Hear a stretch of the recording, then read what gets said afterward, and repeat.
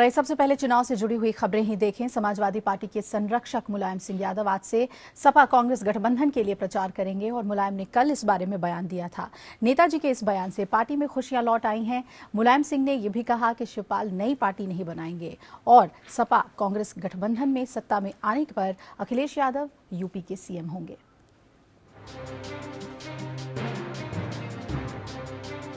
अखिलेश के साथ कांग्रेस ने भी नेताजी के बयान से राहत की सांस ली।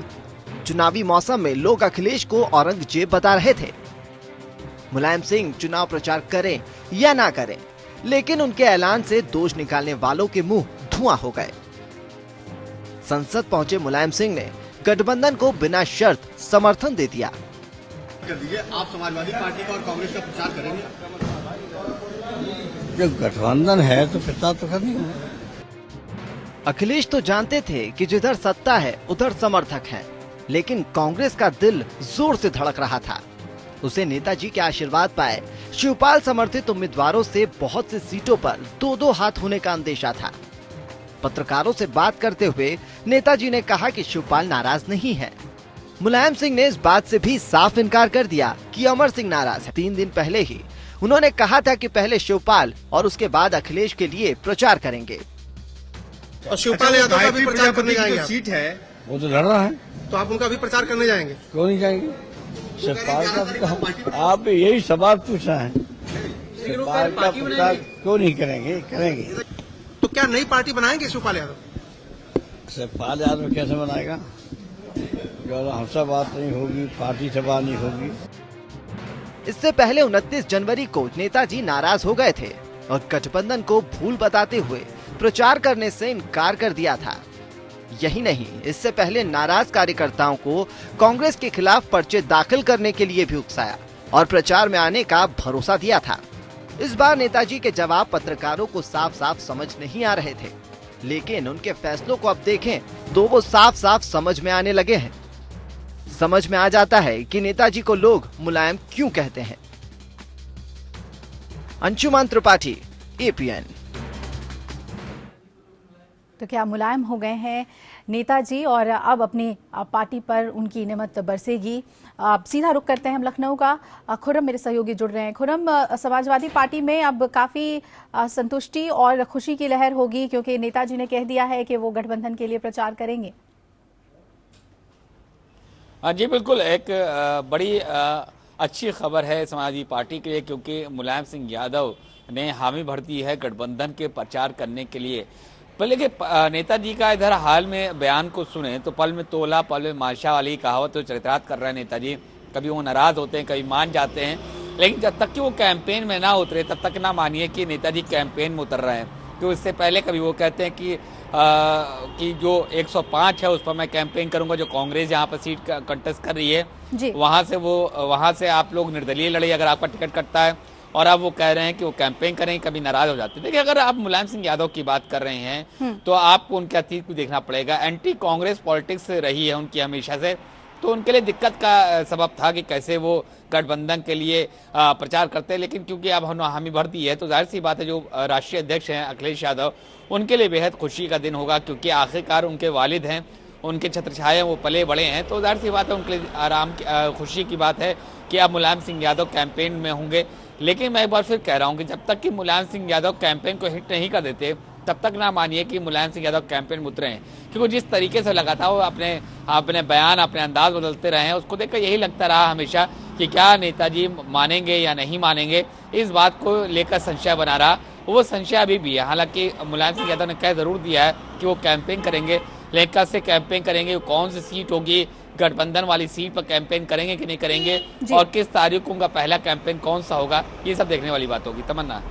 जी बिल्कुल खुर्रम, और इसके अलावा ये भी बातें हुई, उन्होंने कहा शिवपाल यादव के लिए कि कोई पार्टी नहीं बनाएंगे, शिवपाल यादव कैसे पार्टी बना सकते हैं, और मुख्यमंत्री के लिए उन्होंने कहा कि वही मुख्यमंत्री होंगे।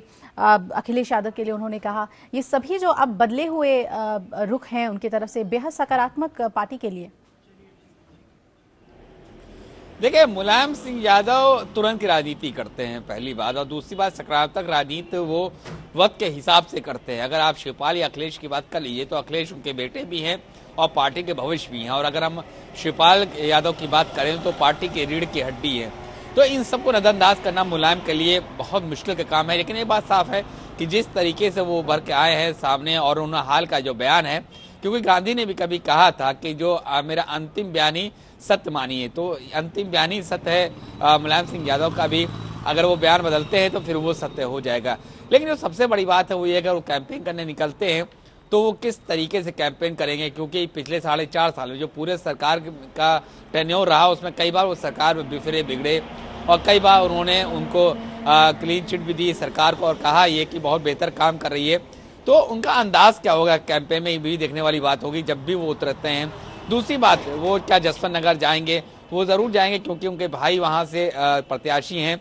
समाजवादी पार्टी का जो इतिहास है उसमें शिवपाल सिंह यादव का जो नाम है स्वर्णिम अक्षरों में लिखा गया, उसको आप नकार नहीं सकते। तो वहीं अखिलेश यादव जो भविष्य है पार्टी के, उनको कैसे लेकर आगे बढ़ते ये देखने वाली बात होगी। लेकिन जो सबसे खास बात होगी वो ये होगी कि जो गठबंधन की राजनीति चल रही है सपा कांग्रेस बीच में, जिन सीटों पर गठबंधन हुआ है, क्या उन सीटों पर भी प्रचार करेंगे मुलायम सिंह यादव जो मुख्य संरक्षक हैं समाजवादी पार्टी के?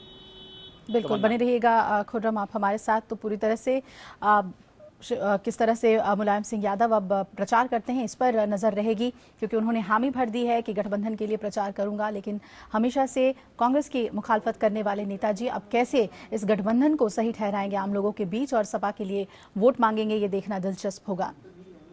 इधर मुख्यमंत्री अखिलेश यादव आज मेरठ में 5 जगहों पर एक के बाद एक सभाएं करेंगे, जिसे लेकर न सिर्फ कार्यकर्ता बल्कि जिला प्रशासन भी पूरी तरह से सक्रिय है। अखिलेश यादव के साथ कांग्रेस राष्ट्रीय उपाध्यक्ष राहुल गांधी भी एक सभा में भाग लेंगे। सीएम अखिलेश यादव की पहली सभा मेरठ शहर विधानसभा क्षेत्र में नौचंदी मैदान में होगी और यहां पर उनके साथ कांग्रेस नेता राहुल गांधी भी साथ होंगे। और इसके बाद सीएम अखिलेश यादव अकेले किठौर विधानसभा, मवाना, सरधना और हर्रा में भी जनसभा करने वाले हैं।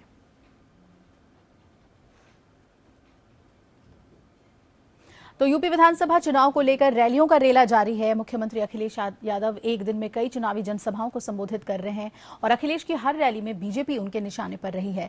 अखिलेश यादव को उम्मीद है कि इस बार कांग्रेस के साथ गठबंधन का उनका फॉर्मूला काम करेगा और दोनों मिलकर यूपी से बीजेपी को उखाड़ फेंकेंगे। देखिए ये रिपोर्ट। सीतापुर की रैली में अखिलेश यादव ने विपक्ष पर करारा प्रहार किया। पूरे संबोधन के दौरान उनके निशाने पर मुख्य रूप से बीजेपी रही। अखिलेश यादव ने नोटबंदी के मुद्दे पर मोदी सरकार को कटघरे में खड़ा किया। उन्होंने सवाल पूछा कि क्या नोटबंदी से देश के लोगों के अच्छे दिन आ गए। अखिलेश ने कहा कि नोटबंदी के फैसले ने देश को तबाह और बर्बाद कर दिया। बताओ बीजेपी के लोग अच्छे दिन का वादा किए थे कि नहीं किए थे, और सबको लाइन में लगा दिया। सब लोगों को तकलीफ हुई, परेशानी हुई। अब तो सब जमा हो गया। 15 लाख की बात की थी, हमारे आपके अकाउंट में 15,000 रुपया भिजवा देते तो बहुत बड़ी बात होती। अखिलेश यादव ने कहा कि यूपी में कांग्रेस के साथ समाजवादी पार्टी का गठबंधन होने से बीजेपी हताश और परेशान हो गई है। उसे लगने लगा है कि विधानसभा चुनाव में उसका पत्ता साफ हो जाएगा। अखिलेश ने कहा कि बीजेपी को सत्ता में आने से रोकने के लिए उन्होंने गठबंधन किया है। अभी सुना हमने कि प्रधानमंत्री कह रहे थे कि आंधी चल रही है, तूफान चल रहा है भारतीय जनता पार्टी का। अरे पता नहीं प्रधानमंत्री जी को किसने बता दिया उनका तूफान आंधी चल रही है। इस बार चल भी रही आंधी तूफान तो भारतीय जनता पार्टी को हटाने के लिए और समाजवादी पार्टी की सरकार बनाने के लिए आंधी चल रही है। बीजेपी पर हमला बोलते हुए अखिलेश ने कहा कि बीजेपी ने देश के लोगों से जो वादा किया उसे निभाया नहीं, लिहाजा विधानसभा चुनावों में जनता इसका जवाब देगी। उन्होंने कहा कि कांग्रेस के साथ उनका गठबंधन सत्ता में आने पर यूपी के विकास के लिए काम करेगा। Bureau report, APN. तो सीएम पूरा जोर लगा रहे हैं कैंपेनिंग में जनसभाओं के जरिए। खुर्रम हमारे साथ जुड़े हुए हैं। खुर्रम, कितना दम देखने को मिल रहा है और समाजवादी पार्टी की ओर से जो कैंपेनिंग संभाला हुआ है मुख्यमंत्री ने, उसका असर कितना देखने को मिल रहा है? देखिए तमन्ना, अगर हम अखिलेश यादव की बात करें तो वो राष्ट्रीय अध्यक्ष भी हैं और मुख्यमंत्री भी हैं। 4.5 साल से ज्यादा वक्त उन्होंने मुख्यमंत्री के तौर पे गुजारा है और ये पूरा टर्म है समाजवादी पार्टी सरकार का। उसकी उपलब्धियों को लेकर के अखिलेश यादव लगातार रैलियां कर रहे हैं, लगातार जनसभाएं कर रहे हैं। लेकिन जो सबसे अहम बात है वो ये है कि जिस तरीके से वो अपने आप को प्रोजेक्ट कर रहे हैं वो विकास की राजनीति की बात करते हैं कि जितना विकास पुरुष है वो गाहे बगाहे जो उनके हमला होता है वो बसपा पर भी होता है, बीजेपी पर भी होता है, प्रधानमंत्री मोदी पर भी होता है, अच्छे दिन के नारों पर भी होता है।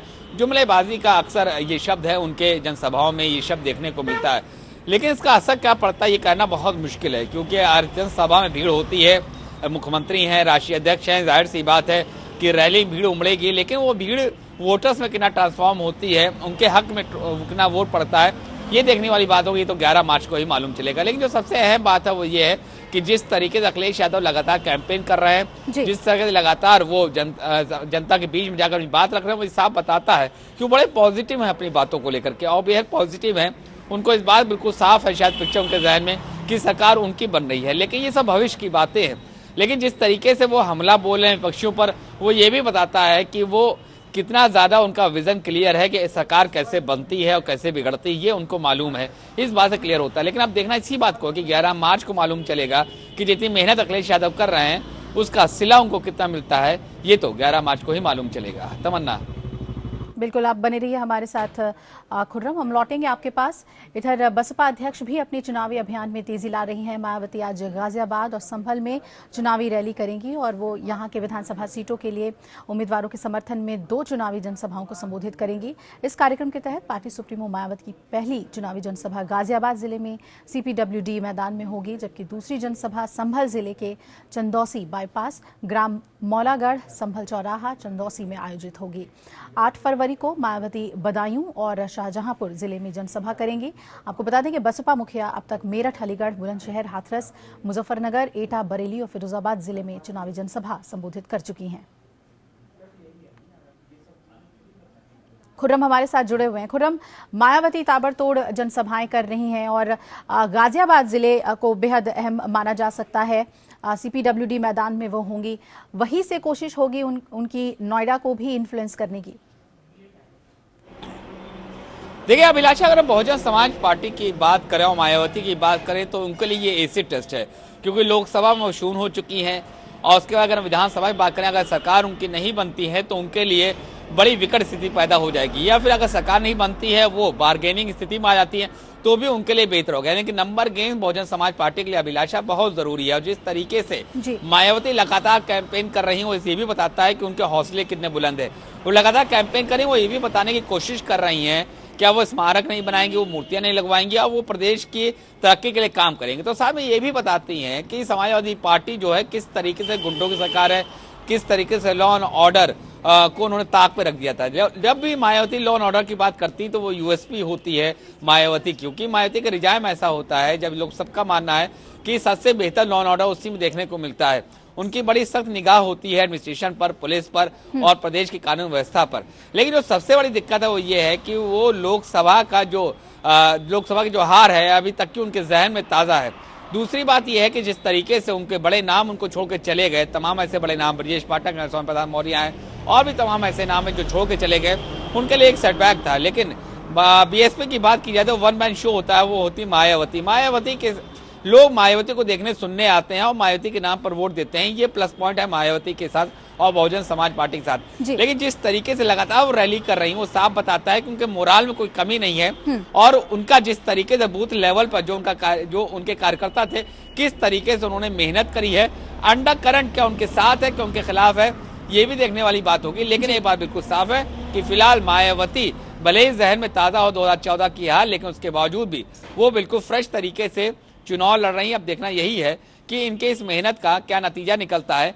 BSP जब नतीजा आता है तो BSP किस पायदान पर खड़ी होती है और कितने विधायकों के साथ खड़ी होती है, ये देखने वाली बात होगी। बिल्कुल खुर्रम, और अगर पश्चिमी उत्तर प्रदेश की बात करें तो जिस अंडर करंट की आप बात कर रहे थे, क्या वो वहां महसूस किया जा रहा है? क्योंकि ये क्षेत्र हो सकता है, वो विधानसभा सीटें हो सकती हैं जहां पर फायदा मिल सकता है, क्योंकि सपा के लिए बहुत बढ़िया वहां पर रिस्पांस नहीं है, एंटी इनकम्बेंसी का सामना करना पड़ सकता है। तो क्या बसपा वहां पर लीड ले सकती है? देखिए मायावती को ये उम्मीद थी कि कम से कम एक अल्पसंख्यक वोट बैंक उनके साथ जाएगा, लेकिन गठबंधन ने उनका ये समीकरण बिगाड़ दिया। अगर आप वहां पर देखिए, अगर वेस्टर्न यूपी की बात करिए तो दूसरे नंबर पे वेस्टर्न यूपी में माफ करेगा, तीसरे नंबर पे अगर सीटों शेयरिंग की बात करिए तो बीएसपी तीसरे नंबर पे खड़ी थी। अगर 2 नंबर की बात करिए तो 2012 के जो 2012 का चुनाव था उसमें तीसरे नंबर पे वो खड़ी थी, यानी कि जो सबसे ज्यादा जो तीसरे नंबर पे उनका नंबर था, जब 2 नंबर पे उनके प्रत्याशी आए तो बेहद कम अंतरों से हारे थे। तो एक कुल मिलाकर के जो आबो हवा है पश्चिमी उत्तर प्रदेश की, वो फेवर करती है मायावती को। लेकिन इस बार के समीकरण पूरे बदले हुए हैं। गठबंधन हो चुका है, बीजेपी की सरकार है और मायावती के तमाम बड़े चेहरे नहीं है। तो इन सब के साथ जो मायावती साहब तमाम बड़े चेहरों के पार्टी के नहीं है, तो इन सब के साथ अगर देखा जाए तो अंडर करंट किसके साथ, अंडर करंट को रीड करना बहुत मुश्किल काम होता है अभिलाषा। तो अब देखना यही होगा कि पश्चिमी उत्तर प्रदेश का जो पोलिंग होती है वो क्या रुख होता है, जो उसकी हवा चलती, क्योंकि जो पहला फेज का पोलिंग होता है वो बाकी फेजेस पे काफी असर डालता है। तो मायावती की यही पूरी कोशिश है कि जो पहले फेज की पोलिंग हो वो उनके हक में हो, या कल का जो आबो हवा वहां से निकले वो उनके हक में निकले, माहौल उनके हक में बने, ताकि बाकी फेजेस में उनको मदद मिल सके। चलिए खुर्रम, बहुत बहुत शुक्रिया आपका इस पर हमें पूरी जानकारी देने के लिए। और जिस तरह से आपने बताया कि मायावती कोई कोर कसर नहीं छोड़ रही हैं और उनका मोराल काफ़ी हाई है इस वक्त, जनसभा को लेकर पूरी ताकत झोंक रही हैं। बहरहाल कितना फ़ायदा होता है ये तो नतीजों के बाद पता चलेगा। वैसे राहुल गांधी भी लगातार अखिलेश यादव के साथ कंधे से कंधा मिलाकर यूपी में चुनाव प्रचार कर रहे हैं, लेकिन राज्य में ग्रैंड अलायंस यानी महागठबंधन नहीं बन पाने का कांग्रेस को शायद बहुत मलाल है। तभी कांग्रेस के यूपी प्रभारी ऐसा कहते हैं कि बीएसपी साथ होती तो बीजेपी का यूपी से सफाया हो जाता। सवाल है, क्या कांग्रेस को सपा के साथ अपने गठबंधन पर भरोसा नहीं? यूपी के चुनावों में ये दोनों नेता कदम ताल मिलाते हुए चुनावी रास्ते पर चलने की कोशिश कर रहे हैं, लेकिन मौजूदा हालात में शायद कांग्रेस के जहन में यूपी में कदम डगमगाने के सवाल भी खूब चल रहे हैं। इसका पता तो 29 जनवरी को अखिलेश राहुल की पहली प्रेस कॉन्फ्रेंस में भी चला था, जब राहुल ने मायावती की ये कहते हुए तारीफ की थी कि वो देश हित में सोचती हैं। अब कांग्रेस के यूपी प्रभारी गुलाम नबी आजाद कह रहे हैं कि बीएसपी भी अगर गठबंधन का हिस्सा होती तो यूपी से बीजेपी का सफाया हो जाता। एक रैली में गुलाम नबी ने यहाँ तक कह डाला कि कांग्रेस चाहती थी कि बीएसपी आरएलडी सब लाम बन जाए, जो हो न सका। उन्होंने सब्र नहीं किया सर, हम उनसे बात कर रहे थे जी। हम उनको भी लाना चाहते थे जी। लेकिन वो जल्दी में, राजनीति में जल्दी नहीं होता, राजनीति में सब्र करना होता। रैलियों में राहुल पीएम मोदी को सबसे ज्यादा निशाने पर रखते हैं, वहीं अखिलेश मोदी के साथ मायावती पर भी जमकर निशाने साध रहे हैं। इन सब के बीच मायावती अपनी रैलियों में बीजेपी, सपा और कांग्रेस तीनों पर निशाने साधने में जुटी हुई हैं। लेकिन राजनीति में तस्वीर बिगड़ने के साथ बनते भी देर नहीं लगती। कांग्रेस यूपी में बीजेपी को रोकने के लिए इस बार हर दांव आजमाने को तैयार दिख रही है।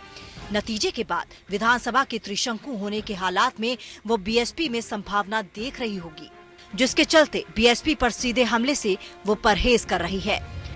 Bureau report, APN. और बात बीजेपी से जुड़ी हुई कर लें तो नेता विनय कटियार ने एक बार फिर राम मंदिर का राग अलापा है अयोध्या में। उन्होंने कहा कि जो अयोध्या में राम मंदिर नहीं चाहते वो अराजक तत्व हैं और ऐसे लोग देश को बुरी तरह तबाह और बर्बाद कर रहे हैं। कटियार ने वादा किया कि चुनाव के बाद अयोध्या में भव्य राम मंदिर का निर्माण होगा। राम जन्मभूमि पर राम का मंदिर बनेगा, प्रदेश के अंदर हमारी सरकार होगी तो और हम जल्दी पूरी ताकत के साथ राम मंदिर का निर्माण करेंगे। उत्तर प्रदेश में सियासत उबाल पर है, ऐसे में सियासी सूरमाओं के बयान इस तपिश को और बढ़ा रहे हैं। बीजेपी के राज्यसभा सांसद विनय कटियार ने एक बार फिर राम राग अलाप दिया है और राम मंदिर बनाने की बात कर रहे हैं। इस मसले पर लखनऊ के मुसलमानों की राय जानी एपीएन संवाददाता विक्रम मिश्रा ने। चुनावी दौर है उत्तर प्रदेश में, जुबानी जंग जो है वो शबाब पर है। इस वक्त हम मौजूद हैं पुराने लखनऊ में और हमारे साथ तमाम माइनॉरिटी के लोग मौजूद हैं। सबसे बड़ी बात यह है कि विनय कटियार का एक विवादित बयान फिर से एक बार भारतीय जनता पार्टी की तरफ से आया हुआ है। उन्होंने कहा है कि जिस तरीके से बाबरी मस्जिद गिराया गया था उसी तरीके से भव्य राम मंदिर का निर्माण वहां पर कराया जाएगा। तमाम लोग हमारे साथ मौजूद हैं। सबसे पहले हम उनसे जानकारी लेना चाहेंगे, आपको क्या लगता है कि इस चुनावी मौसम में इस तरीके की बयानबाजी जायज़ है और आप लोगों का समाज क्या सोचता है? देखिए, भारतीय जनता पार्टी और उनके लोगों से तो हम यही उम्मीद करते हैं कि वो यही भाषा बोलेंगे। दूसरी चीज़ ये है कि जहाँ तक के विनय कटियार की बात है तो खुद भारतीय जनता पार्टी में हाशिए पे पड़े हुए हैं, वो अपने आप को पहचानवाने की कोशिश कर रहे हैं। और पूरी भारतीय जनता पार्टी का इतिहास है कि वो संविधान में विश्वास नहीं करते हैं, वो देश तोड़ने की बात करते हैं। नहीं, ये जायज़ या नाजायज़ इसलिए कि उनको खुद मालूम है कि वो नाजायज़ बोल रहे हैं। जायज़ तो बोल ही नहीं सकते वो। अगर वो जायज़ बोलते तो आज हमसे आप पूछ ना रहे होते। जब नाजायज़ बात करेंगे तो एक हंगामा मचेगा। अब इस तरह के व्याजित बयान मैंने कटिहार देते उनमें एफआईआर क्यों नहीं लॉन्च होती है? एक मुसलमान को भोपाल की जेल से लाके सातों को मार देता है तो हवा मस्ती है। और वने कटिहार जब इस तरह के विवादित बयान देते हैं, क्या उन पर एफआईआर नहीं होती? कि हाईकोर्ट के जज सुप्रीम कोर्ट के जज क्या अंधे हैं? या इस तरह की जो खुलेआम मीडिया दिखा रहे हैं, मीडिया के सामने बयान कर रहे हैं, क्या उनके जज्बात नहीं, हमारे जज्बात नहीं है? हमारे भी जज्बात हैं। सुप्रीम कोर्ट का फैसला मानने हम मुसलमानों को है। सुप्रीम कोर्ट जो फैसला करेगी, चाहे मंदिर पर चाहे मस्जिद बने, हम सुप्रीम कोर्ट की सलामी करते हैं, उनके जज्बे को सलाम करते हैं, उनके फैसले को मान करते हैं। देखिए, बीजेपी का तो एक ये रहा ही है कि जब चुनाव आता है तो उनको राम मंदिर याद आता है। उनको सिर्फ एक है कि मजहब के नाम पे दोनों धर्म को लड़वाया जाए, हिंदू मुसलमान को लड़वाया जाए और वोट की सियासत की जाए। निश्चित तौर पर चुनावी महीना चल रहा है और चुनावी महीने के बीच ज़बानी तर्कश से जो तीर निकाले जा रहे हैं उससे जनता निश्चित तौर पर आहत हो रही है। लेकिन ये जनता है जो आने वाले दिनों में अब जनार्दन की भूमिका निभाएगी और वोट करेगी। उसे भी पता है कि किसको वोट करना है और किसको वोट नहीं करना है। कैमरा पर्सन गिरीश के साथ विक्रम मिश्रा, एपीएन, लखनऊ। यूपी में लोकतंत्र के सबसे बड़े पर्व का काउंटडाउन शुरू हो चुका है। सभी दलों के कई बड़े और चर्चित चेहरे ताल ठोक रहे हैं। किसी का बेटा तो किसी की पत्नी चुनावी मैदान में है। ऐसे में कई दिग्गजों की साख दांव पर लगी हुई है। ये तो वक्त ही बताएगा कि कौन जीतेगा कौन हारेगा, लेकिन चुनावी मैदान में पहले भी कई सुरमाओं को मुंह की खानी पड़ी है। बाहुबली हो या राजघराने की बहू, सब हुए हैं चुनावी मैदान में ढेर। देखिए ये रिपोर्ट। आइए आपको बताते हैं ग्राफिक्स के माध्यम से कुछ ऐसे ही दिग्गजों के बारे में जिन्हें चुनावी दंगल में हार का सामना करना पड़ा है। सबसे पहला नाम आता है राजनाथ सिंह। केंद्रीय गृह मंत्री राजनाथ सिंह 1977 में पहली बार विधायक बने थे। इसके बाद राजनाथ 1978 में विधान परिषद सदस्य चुने गए, लेकिन 1993 में हुए चुनाव में राजनाथ लखनऊ की महोना सीट से सपा के नए चेहरे राजेंद्र यादव से हार गए। हरिशंकर तिवारी। दूसरे नंबर पर नाम आता है बाहुबली हरिशंकर तिवारी का। गोरखपुर के चिल्लूपार विधानसभा से 6 बार विधायक रहे पंडित हरिशंकर तिवारी को 2007 में उस समय झटका लगा जब बीएसपी प्रत्याशी राजेश त्रिपाठी ने उन्हें हरा दिया था। केशरीनाथ त्रिपाठी। यूपी के 3 बार विधानसभा अध्यक्ष और 5 बार विधायक रहे केशरीनाथ त्रिपाठी 2007 के चुनाव में नंद गोपाल नंदी से हार गए थे। अतीक अहमद। बाहुबली नेता के रूप में अपनी पहचान बनाने वाले अतीक अहमद पर 2006 में बसपा नेता राजू पाल की हत्या का आरोप लगा था। इसके बाद जब 2007 में विधानसभा चुनाव हुए तो राजू पाल की पत्नी पूजा पाल ने अतीक के भाई अशरफ को हरा दिया। अमिता सिंह।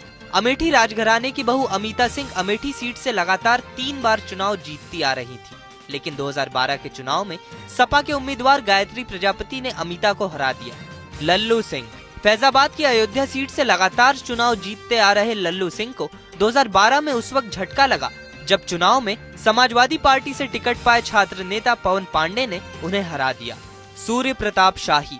जनसंघ के जमाने से राजनीति करते आ रहे बीजेपी के पूर्व प्रदेश अध्यक्ष सूर्य प्रताप शाही को 2012 के विधानसभा चुनाव में शाकिर अली ने पटखनी दे दी थी। चंद्रभानु गुप्ता। कुछ ऐसा ही हुआ था यूपी के 3 बार मुख्यमंत्री रह चुके चंद्रभानु गुप्ता के साथ। पूर्व सीएम को विधानसभा चुनाव में एक निर्दलीय महिला प्रत्याशी ने हरा दिया था। सुखदेव राजभर। बसपा सरकार के दौरान विधानसभा अध्यक्ष रहे सुखदेव राजभर को 2012 विधानसभा चुनाव में दीदारगंज सीट पर नए चेहरे के रूप में उभरे सपा के आदिल शेख ने हरा दिया था। अब देखना ये होगा कि क्या इस बार के चुनाव में बड़े बड़े सूरमा चुनावी दंगल में अपनी सियासी जमीन बचाने में कामयाब होते हैं या फिर उनका भी हाल इन नेताओं की तरह ही होगा जो अपनी जीत को बरकरार रख पाने में असफल साबित हुए। अखंड प्रताप, एपीएन, लखनऊ। इन सब के बीच यूपी चुनाव जीतने के लिए राजनीतिक दलों ने गठबंधन करके नई रणनीति बनाई है। राजनीतिक दलों का गठबंधन कितना सफल होता है ये तो चुनाव के बाद पता चलेगा, लेकिन दलों के गठबंधन की हवा निकालने के लिए राजनीतिक दल सक्रिय हो गए हैं। यदि इन राजनीतिक दलों की चली तो यूपी चुनाव में गठबंधन का खेल बिगड़ जाएगा और नए समीकरणों का जन्म होगा।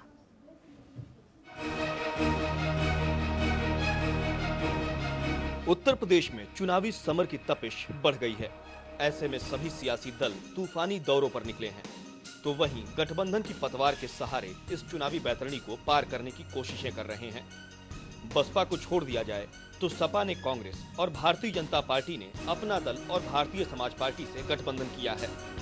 सपा और बीजेपी दोनों ने ही पूर्ण बहुमत पाने के लिए गठबंधन की राजनीति की है। एक बात दोनों ही दलों पर सटीक बैठती है कि समाजवादी पार्टी, कांग्रेस और भारतीय जनता पार्टी के वरिष्ठ नेताओं ने गठबंधन की रणनीति तैयार की है, जबकि कार्यकर्ता स्तर के समर्थकों को यह गठबंधन रास नहीं आ रहा है। हमें दूसरी ताकतों की बैसाखी लेकर और उसका मुकाबला करना पड़ रहा है। एक दूसरी बात ये समझौता है या सरेंडर। समाजवादी पार्टी और कांग्रेस के गठबंधन होने के बाद मुझको टिकट दिया गया, मैं सिटिंग विधायक हूँ। जानिए कैसे निकलेगी गठबंधन की हवा। यूपी का चुनाव जाति और धर्म के आधार पर लड़ा जाता है, यह बात सभी राजनीतिक दलों को पता है। इसलिए उन्होंने जाति और धर्म के आधार पर टिकट वितरित किया है। भारतीय जनता पार्टी ने पटेल और अति पिछड़े वोटरों को अपने पक्ष में करने के लिए अपना दल और भारतीय समाज पार्टी से गठबंधन किया है। सीएम अखिलेश यादव ने नरेश उत्तम पटेल को प्रदेश अध्यक्ष बनाकर इस गठबंधन को तोड़ने का प्रयास किया है। इसी तर्ज पर भारतीय जनता पार्टी ने भी सपा और कांग्रेस गठबंधन का खेल बिगाड़ने की खासी रणनीति बनाई है। राजनाथ सिंह से लेकर कलराज मिश्रा जैसे बड़े भारतीय जनता पार्टी नेताओं ने कांग्रेस के सवर्ण वोटरों पर डोरे डालने शुरू कर दिए हैं। उत्तर प्रदेश विधानसभा चुनाव में समाजवादी पार्टी और भारतीय राष्ट्रीय कांग्रेस चुनाव पूर्व गठबंधन के लिए आपस में तैयार है। बसपा के भी वोट बैंक में हो रही सेंधमारी। बहुजन समाज पार्टी एक अकेली ऐसी पार्टी है जिसने इस चुनावी विसात में अकेले चाल चलने का ऐलान किया है, जबकि अपने सोशल इंजीनियरिंग फार्मूले से उत्साहित बसपा की राष्ट्रीय अध्यक्ष मायावती चुनावी दौरे कर रही हैं। तो वहीं समाजवादी पार्टी कांग्रेस के साथ भारतीय जनता पार्टी के घटक दलों के वोट बैंकों पर सेंधमारी करने की तैयारी कर रही है। इसी तर्ज पर यही बीजेपी पार्टी केंद्र में अपनी सरकारी मशीनरी का दुरुपयोग करके बीएसपी के खिलाफ ये घिनौने हथकंडे इस्तेमाल कर रही है, जिसका अब यहाँ असर सन 2007 की तरह ही होने वाला है इस चुनाव में, और अर्थात सन 2007 की तरह ही अब फिर से उत्तर प्रदेश की जनता, यहाँ उत्तर प्रदेश में बीएसपी की अकेले ही पूर्ण बहुमत की सरकार बनाने वाली है। ग्रामीणों के लिए पार्टी का सिंबल होता है महत्वपूर्ण। शहर के लोगों को गठबंधन और सिंबल आदि की जानकारी होती है, लेकिन ग्रामीणों की स्थिति बिल्कुल उलट होती है। ग्रामीणों को अपने पसंद की पार्टी का सिंबल दिखता है, तभी वह ईवीएम पर बटन दबाते हैं। प्रत्याशी जरूरी है, क्योंकि हमें विकास से मतलब है, कौन सी पार्टी बना रही सरकार, इससे कोई मतलब नहीं है। प्रत्याशी हमारे यहाँ सही है तो सब कुछ सही है, प्रत्याशी काम करेगा तो जरूरी सब। चुनावी विसात पर शह और मात के खेल को लेकर मोहरों की बंदिशें तय होने लगी हैं। ऐसे में कोशिश सभी सियासी दलों की ये है कि किसी भी तरीके से चुनावी बैतरणी को पार किया जा सके। हालांकि उत्तर प्रदेश की जनता ने अपना मन बना लिया है कि वो किसको अपना सिरमौर बनाएगी। विक्रम मिश्रा, एपीएन, लखनऊ। तो विधानसभा चुनाव राजनीतिक दलों और राजनीतिक शख्सियतों के भविष्य को तय करता है, तो साथ ही मतदाता इस उम्मीद के साथ वोट करते हैं कि उनकी चुनी हुई सरकार उनके बेहतर भविष्य के लिए काम करेगी। ईवीएम मशीन का एक बटन राजनीति की शुचिता और सवालिया निशान खड़ा कर देता है। आखिर मतदाता क्यों नोटा का इस्तेमाल अब गंभीरता से करने के लिए सोच रहे हैं?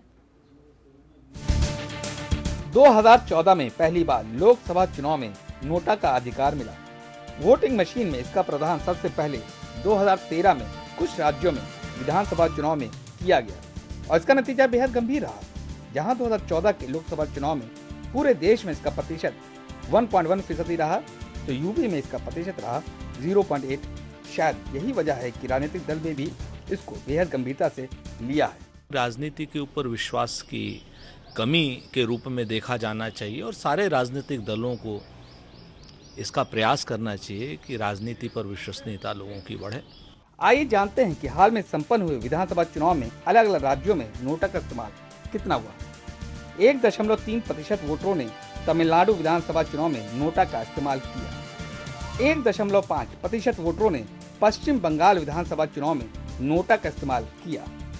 1.7% वोटरों ने पुडुचेरी विधानसभा चुनाव में नोटा का इस्तेमाल किया। 2.5% वोटरों ने बिहार विधानसभा चुनाव में नोटा का इस्तेमाल किया। शायद यही वजह है कि यूपी के मतदाता भी नोटा को बेहतर विकल्प मानकर चल रहे हैं। उनका साफ मानना है कि जब सरकार उनकी सुनती ही नहीं तो फिर उनको सबक सिखाने के लिए ये बेहतर विकल्प है। तो वहीं चुनाव पर पैनी निगाह रखने वाली संस्थाएं भी इसको बढ़ावा दे रही हैं। बिल्कुल सही है नोटा बटन, हम नोटा बटन को ही पसंद करते हैं क्योंकि नेता जो भी है वो हमें बिल्कुल पसंद नहीं है। नोटा का इस्तेमाल लोकतंत्र के इस पर्व के लिए बेहद गंभीर संकेत है। जिस दिन नोटा के विकल्प को चुनाव आयोग गंभीरता से लेने लगेगा तो विधानसभा की तस्वीर के साथ प्रत्याशियों की तस्वीर भी बदल सकती है। वाराणसी से गौरव शर्मा के साथ खुर्रम निजामी, एपीएन न्यूज, लखनऊ। मतदान लोकतंत्र का सबसे बड़ा पर्व है और इसके लिए चुनाव आयोग और सरकारें मतदाताओं को जागरूक करती है। लेकिन अगर हजारों मतदाता ही इस महापर्व में अपनी दुर्दशा से नाराज होकर हिस्सा लेने से इनकार कर दें तो इसे क्या कहेंगे। उन्नाव के हजारों मतदाताओं ने यही फैसला किया है। आखिर क्यों, देखिए इस रिपोर्ट में।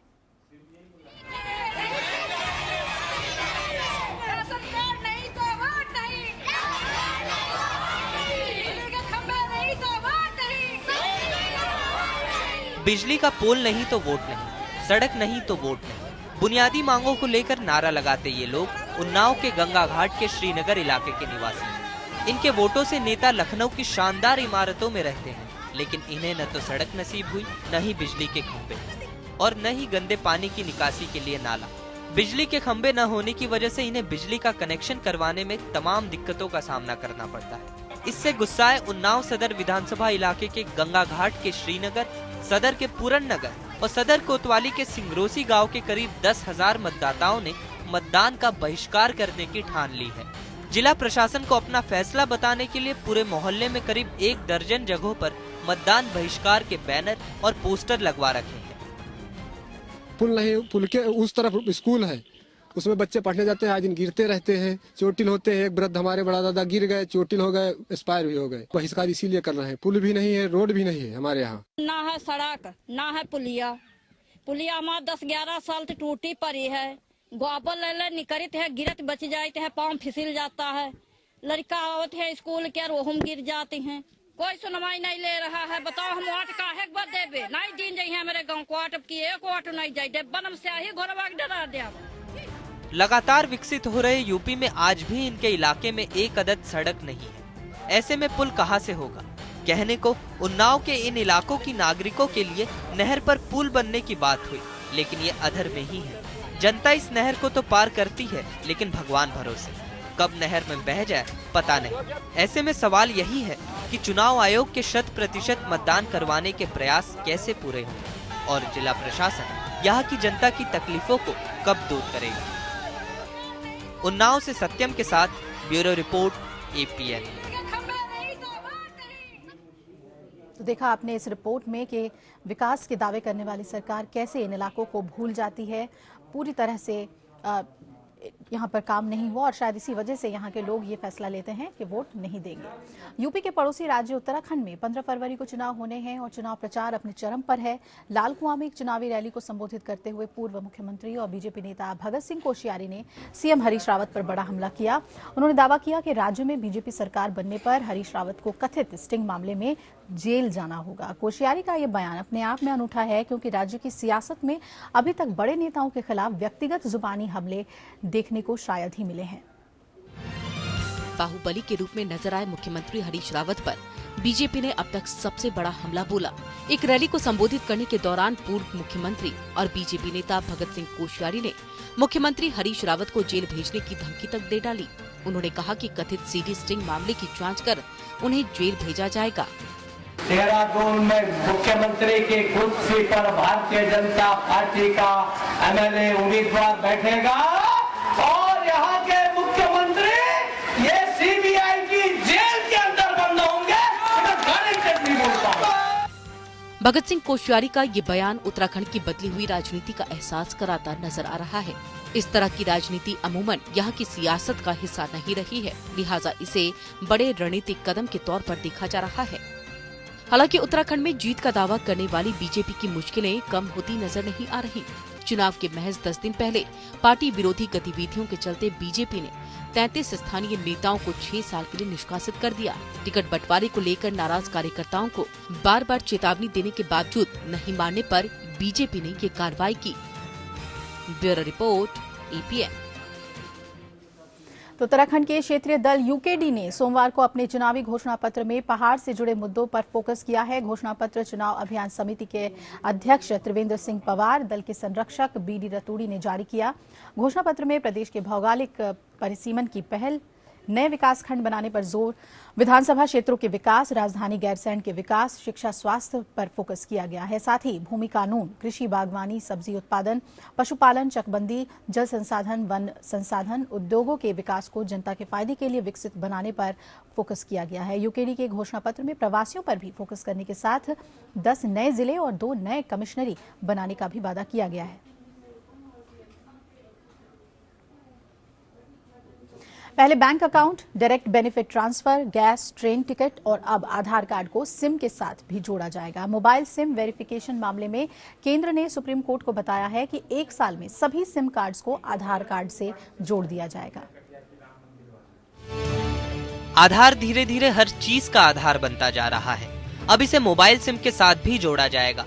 देश में 90% सिम प्रीपेड है, लेकिन अब ऐसा मैकेनिज्म लाया जा रहा है जिससे इन मोबाइल सिम को भी आधार से जोड़ा जा सके।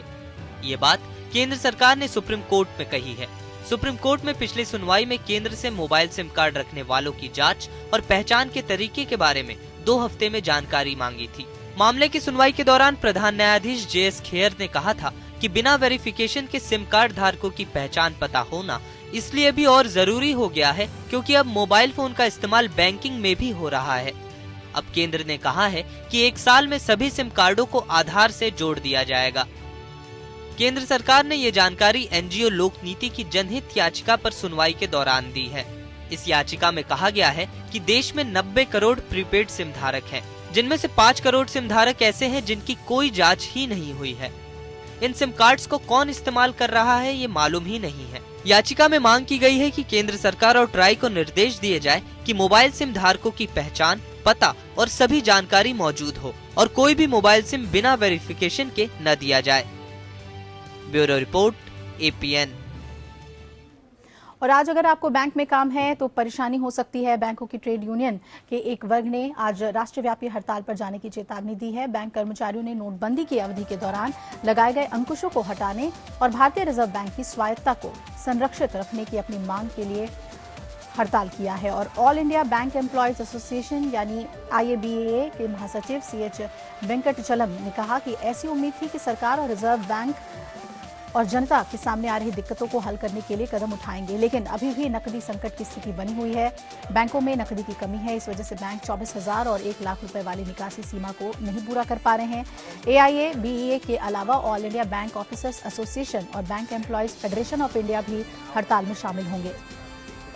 यूनियंस की ये भी मांग है कि 1 करोड़ रुपए या ज्यादा के कर्ज ना चुकाने वालों के नाम प्रकाशित किए जाएं और डूबे कर्ज की वसूली के लिए कड़े कदम उठाए जाएं।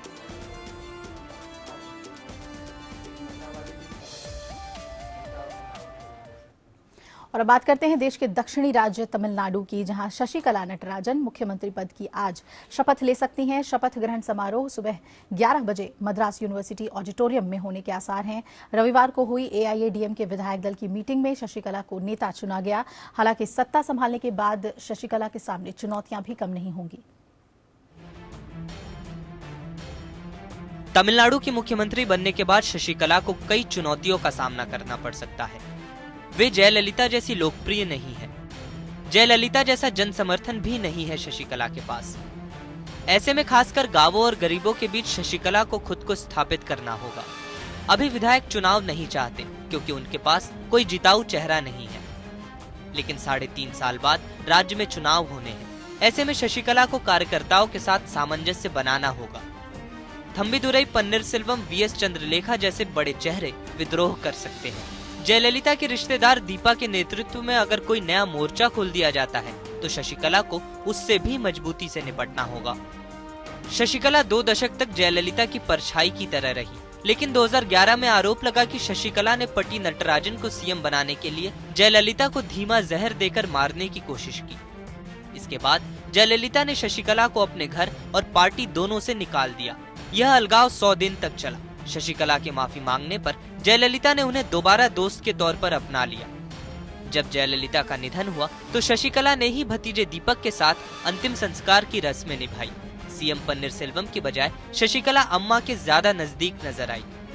वैसे जल्द ही शशिकला को डीएमके के कार्यकारी अध्यक्ष एमके स्टालिन से कड़ी टक्कर मिलेगी। स्टालिन का कहना है कि शशिकला लोगों की इच्छा के विरुद्ध सीएम बन रही है। जनता हो या जयललिता, शशिकला किसी की पसंद नहीं है। शशिकला के सामने चुनौती बीजेपी की तरफ से भी आ सकती है। पन्नीरसेल्वम के सीएम बनने तक बात ठीक थी, लेकिन शशिकला का सीएम बनना बीजेपी को परेशानी में डाल सकता है।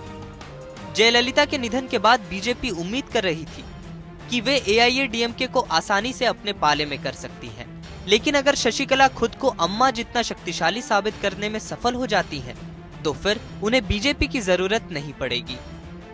शशिकला ने हालांकि जयललिता के समर्थकों को आश्वासन दिया कि वो अम्मा के सपनों को पूरा करेंगी, लेकिन यह आने वाले दिनों में ही साफ हो जाएगा कि शशिकला जयललिता की विरासत संभालने और खुद को उनका सफल उत्तराधिकारी साबित करने में कितना कामयाब होती है।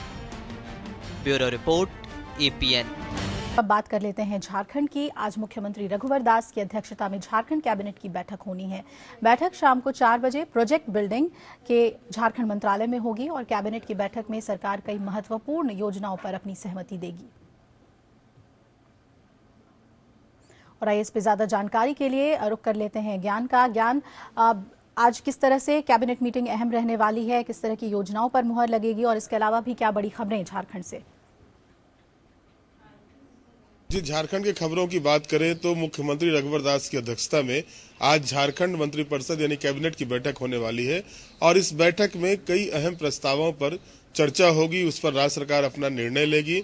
खास करके जो वित्तीय वर्ष बचे हुए हैं, वित्तीय वर्ष के महज 1.5 महीने कह सकते हैं बचे हुए, और इस 1.5 महीने में सरकार के सामने चुनौती है कि जो राशि बची हुई है, अमूमन देखा गया है कि कई विभागों में 30 से 35% राशि ही खर्च हो पाई है। ओवरऑल अगर हम देखते हैं सभी विभागों को लेकर तो महज 54% राशि ही अब तक खर्च हो पाई है। तो राज्य सरकार की मंशा है कि ज्यादा से ज्यादा योजनाओं को जमीनी धरातल पर पहुंचाया जाए और इसको लेकर लगातार जो है सो राज्य सरकार चिंतित है। और इसी कड़ी में जो जानकारी मिल रही है, आज कैबिनेट की बैठक में कई महत्वपूर्ण योजनाओं पर राज्य सरकार की स्वीकृति मिल सकती है। खास करके जो रोड से संबंधित योजनाएं हैं, चूंकि बरसात के दिनों में काम नहीं होता है तो बरसात के दिन के बाद सड़कें खास करके राज्य सरकार की प्रायोरिटी सेक्टर में होती है। सड़कों का आप बने रहिएगा हमारे साथ। और इधर आगामी 2016-17 फरवरी को रांची में होने वाले मोमेंटम झारखंड को लेकर तैयारियां तेज है। आज इसी कड़ी में मुख्यमंत्री रघुवर दास ने ग्रेटर रांची डेवलपमेंट अथॉरिटी की बैठक बुलाई है, जिसमें मोमेंटम झारखंड को बेहतर तरीके से कराने पर चर्चा होगी। इस बैठक में राज्य के व्यावसायिक और औद्योगिक विषय स्थिति पर भी मुख्यमंत्री बैठक करेंगे। ज्ञान हमारे साथ जुड़े हुए हैं। ज्ञान, मोमेंटम झारखंड के सिलसिले में किस तरह की बैठक हो रही है आज?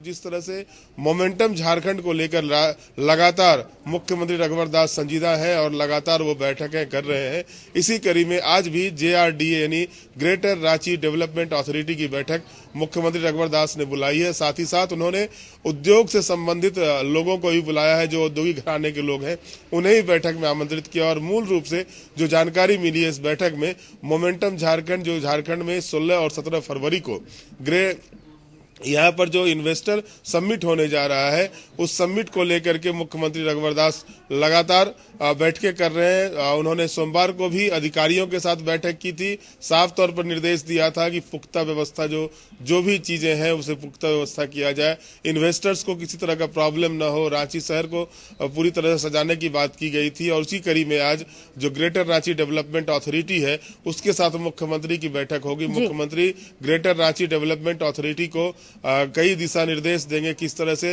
रांची शहर को सजाया जाए, और जो व्यवस्थाएं ग्रेटर रांची डेवलपमेंट अथॉरिटी के जिम्मे होती है उन व्यवस्थाओं को दुरुस्त करने का भी निर्देश वो आज की बैठक में देंगे। इसके अलावा जो औद्योगिक घराने के साथ जो मुख्यमंत्री की बैठक होने वाली है उसमें भी वो जानकारी लेंगे कि किन किन सेक्टर को प्रायोरिटी के रूप में दिया जाए। खास करके राज्य सरकार की मंशा साफ तौर पर है कि जो भी निवेशक आए वो निवेशक ये सोचकर झारखंड ना आए कि यहाँ के खान खदानों पर नजर गड़ा के वो झारखंड ना आए। मुख्यमंत्री की साफ मंशा है कि अभी जो भी इन्वेस्टर समिट होने जा रहा है उसमें वैसे उद्योग को प्राथमिकता दी जाए जिससे सीधे तौर पर रोजगार मिले। चलिए, यानी कि रोजगार को बढ़ावा देने के लिए मोमेंटम झारखंड में पूरी फोकस है, उसी पर कवायद होगी मुख्यमंत्री की। शुक्रिया ज्ञान आपका पूरी जानकारी हमें देने के लिए। इधर मुंबई में कांग्रेस प्रदेश अध्यक्ष संजय निरुपम ने अपने विरोधी पक्षों पर कई आरोपों का खुलासा करते हुए आने वाले बीएमसी चुनाव को जीतने की चुनौती सामने रखी। निरुपम ने कहा कि पिछले कुछ सालों में बीजेपी शिवसेना ने कुछ काम नहीं किया है और आने वाले चुनाव में प्रचार के लिए कुछ काम का सबूत न होने की वजह से वो बस दूसरों पर आरोप लगा रहे हैं। हाल ही में बीजेपी के मुंबई अध्यक्ष आशीष शेलार ने बयान दिया था कि कांग्रेस और शिवसेना के बीच सीट के बंटवारों पर आपसी समझौता हो चुका है। कहा जा रहा है कि कांग्रेस पार्टी ने 42 सीटों के प्रस्ताव पर अपनी स्वीकृति दी है, लेकिन संजय निरुपम ने कहा कि ये सब बेफिजूल की अफवाहें हैं और बीजेपी के पास आरोप लगाने के अलावा अब कुछ बचा नहीं है। और ये सीधा रुक कर लेते हैं मुंबई का। कुशल पाटिल मेरे सहयोगी जुड़ रहे हैं। कुशल, कांग्रेस और शिवसेना के साथ आने की बात हो रही है, बीजेपी ये कह रही है कि सीटों पर समझौता हो चुका है, खबर कितनी पुख्ता? जी, मुंबई कांग्रेस प्रेसिडेंट संजय निरुपम ने कल एक प्रेस कॉन्फ्रेंस रखी थी। उन्होंने उस प्रेस कॉन्फ्रेंस में पार्टी मैनिफेस्टो जारी किया और साथ ही साथ उन्होंने अपने एलिगेशंस भी क्लियर किया है जो मुंबई के बीजेपी अध्यक्ष आशीष शेलार ने उनके खिलाफ लगाया है।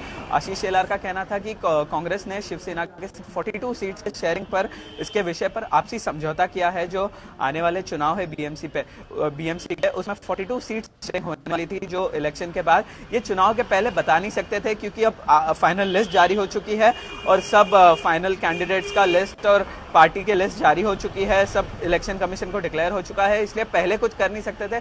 इसलिए उन्होंने कहा कि आपसी समझौता हुआ है जो इलेक्शन के बाद वो लोग है एक गठबंधन में आ सकते हैं। लेकिन मुंबई के कांग्रेस अध्यक्ष संजय निरुपम ने कल ही ये चीज़ को क्लियर किया है, कहा है कि ये अफवाह है और अगर आशीष शेलार ऐसा बोलते हैं तो उनके पास इसका प्रूफ होना चाहिए, क्योंकि अगर इसका प्रूफ नहीं होता है तो वो किस चीज़ पे ये कहते हैं। संजय निरुपम का ये भी कहना था कि जो एलिगेशंस लगाए हैं उस पे उनके पास कोई प्रूफ नहीं है, क्योंकि जो काम होता है बीएमसी के 25 साल की उनकी जो हिस्ट्री है उसमें उन्होंने ना ही कुछ काम किया है, ना ही कुछ हिस्ट्री है, ना ही कुछ बैकड्रॉप है। तो अगर काम का उनके पास सबूत नहीं है, इसलिए वो अभी सिर्फ एलिगेशंस लगा सकते हैं। आपसी एलिगेशंस जो ये सब लगते हैं वो सब चीज़ें आगे जाके उन्हें कहा जा रहा है कि ये जो एलिगेशंस लगाए हैं बीजेपी प्रेसिडेंट ने, मुंबई के बीजेपी प्रेसिडेंट आशीष शेलार ने कांग्रेस के संजय निरुपम के खिलाफ, ये बेसलेस है क्योंकि इस चीज का कुछ प्रूफ नहीं है, ना ही यानी कि सबूत नहीं है। इस वजह से संजय निरुपम ने सीधे तौर पे निशाना साधा कि बीजेपी के पास अब अफवाहें फैलाने के अलावा कोई काम नहीं है। लेकिन बीजेपी ने सीधे तौर पे कहा है कि कांग्रेस और शिवसेना के बीच गठबंधन की स्थिति है, सीटों पर समझौता हुआ है। शुक्रिया कुशल आपका पूरी जानकारी हमें देने के लिए। इधर दिल्ली एनसीआर में सोमवार की रात 10:34 के करीब भूकंप के झटके महसूस किए गए और करीब 30 सेकंड तक भूकंप के झटके आते रहे, जिससे घबराकर लोग अपने अपने घरों से बाहर निकल आए। दिल्ली के अलावा उत्तराखंड और चंडीगढ़ में भी भूकंप के झटके महसूस हुए। रिक्टर स्केल पर भूकंप की तीव्रता 5.8 मापी गई है और मौसम विभाग के मुताबिक भूकंप का केंद्र उत्तराखंड के रुद्रप्रयाग में जमीन से 7 किलोमीटर नीचे था। देहरादून, चंडीगढ़, सहारनपुर से लेकर दिल्ली से सटे नोएडा और गाजियाबाद में भी लोगों ने तेज झटके महसूस किए और भागकर अपने अपने घरों से बाहर निकले। देहरादून और हरिद्वार में उम्मीद से काफ़ी ज़्यादा तेज झटके महसूस हुए। देहरादून में लोग घरों से बाहर आए। मसूरी और पिथौरागढ़ जैसी पहाड़ी जगहों पर झटके ज़्यादा तेज नहीं थे। अमेरिकी जियोलॉजिकल सर्वे के मुताबिक भूकंप की तीव्रता 5.6 थी। गृह मंत्रालय ने इस भूकंप के बाद रिपोर्ट मांगी है।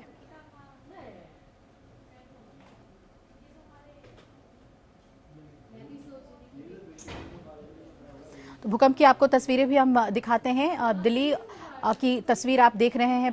पहली ऑफिस में भूकंप के बाद झटके ये कितने तेज थे और दूसरी तरफ जहां लोग रात में इस ठंड के दिन में भागे अपने घर से बाहर सुरक्षित स्थान के लिए, देहरादून और हरिद्वार में अपेक्षाकृत ज्यादा तेज झटके महसूस किए गए।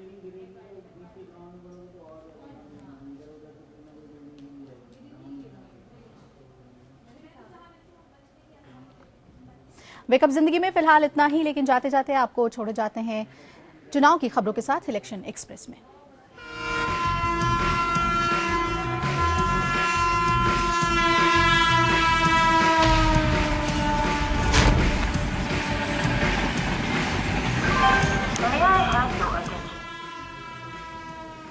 मथुरा में मौट विधानसभा क्षेत्र से कांग्रेस प्रत्याशी जगदीश नौहवार के समर्थन में कांग्रेस के राष्ट्रीय अध्यक्ष राहुल गांधी ने एक जनसभा को संबोधित किया। भारतीय जनता पार्टी पर जमकर निशाना साधा। प्रतापगढ़ जनपद में राज्यसभा सांसद प्रमोद तिवारी अपनी बेटी आराधना मिश्रा के नामांकन के मौके पर मुख्यालय पहुंचे। प्रमोद तिवारी ने इस दौरान केंद्र सरकार पर जमकर निशाना साधा। तिवारी ने सपा कांग्रेस गठबंधन को सही बताया और दावा किया कि बीजेपी गठबंधन से परेशान है। यूपी के कौशाम्बी में चायल विधानसभा में सपा कांग्रेस गठबंधन सीट से कांग्रेस पार्टी के 2 प्रत्याशियों ने अपना अपना नामांकन किया। दोनों प्रत्याशी पार्टी आला कमान से सिंबल मिलने का दावा कर रहे हैं। गोरखपुर के सांसद योगी आदित्यनाथ ने कहा कि 3 तलाक के मुद्दे पर हमने माननीय न्यायालय के सामने अपनी बात रख दी है। अगर बीजेपी की सरकार बनती है तो मुस्लिम महिलाओं की राय लेकर माननीय अदालत को अवगत कराएंगे। बदायूं पहुंचे प्रदेश बीजेपी अध्यक्ष केशव प्रसाद मौर्य ने बिलसी विधानसभा से प्रत्याशी राधाकृष्ण शर्मा के समर्थन में एक बड़ी जनसभा को संबोधित करते हुए कहा कि प्रदेश को हम गुंडा सरकार से निजात दिलाने का काम करेंगे। ताजपुर और नगीना में बीजेपी के प्रदेश अध्यक्ष केशव प्रसाद मौर्य ने जनसभा को संबोधित किया। कांग्रेस अध्यक्ष और रायबरेली सांसद सोनिया गांधी के संसदीय क्षेत्र में गठबंधन पर रार देखने को मिल रहा है, जहां सरेनी विधानसभा क्षेत्र से कांग्रेस के प्रत्याशी अशोक सिंह ने अपना नामांकन कराया। वहीं सपा से देवेंद्र सिंह ने भी अपना नामांकन कर ताल ठोकी है। वहीं ऊंचाहार विधानसभा से कांग्रेस के प्रत्याशी अजय पाल सिंह के नामांकन के बाद सपा से कैबिनेट मंत्री मनोज पांडे ने भी नामांकन करवाया है।